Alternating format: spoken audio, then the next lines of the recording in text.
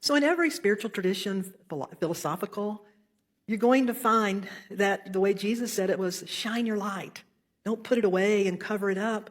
Express yourself. Put your gifts out there. Put into circulation your time, your talent, your resources. Invest them as you invest your presence, as you invest yourself in a way that keeps you on the growing edge. You see, the reason we're meant to do this is as long as we're on the growing edge of our own potential, then we're discovering more and more and more about us, about ourselves. We begin to realize that we're not generating all of these ideas. We're not generating these abilities.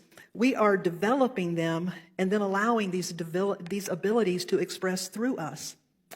And so when we begin to do that, it grows us. The word for that, one of the most ancient words, comes from Sanskrit, and it's called Seva, S-E-V-A. How many of you are familiar with Seva? You'll hear it in the yoga tradition, different traditions, but Seva means to express yourself in service to the whole or to the divine or to the creative presence, but to express yourself in service. Seva means to serve. Now, it's often translated as selfless service. And unfortunately, a lot of people hear that as sacrificial service. That's kind of something that's it just rolls around in our collective psyche, in our DNA. And because of that, and because at many times in your life, you may have been pushed and forced, you may have been should on and shamed about things like that, to where you're at a point in your life and you're saying, by God, I'm not doing anything I don't want to do. It's about balancing those scales. Well, that's not what Seva really means. Journalist Helen Avery writes about Seva. She said, growing up, I often heard about Seva and selfless service, and I equated it to like a mother who sacrificed her desires for her family or her children. She said, I always thought about service as sacrificial. She said, I had to unlearn that.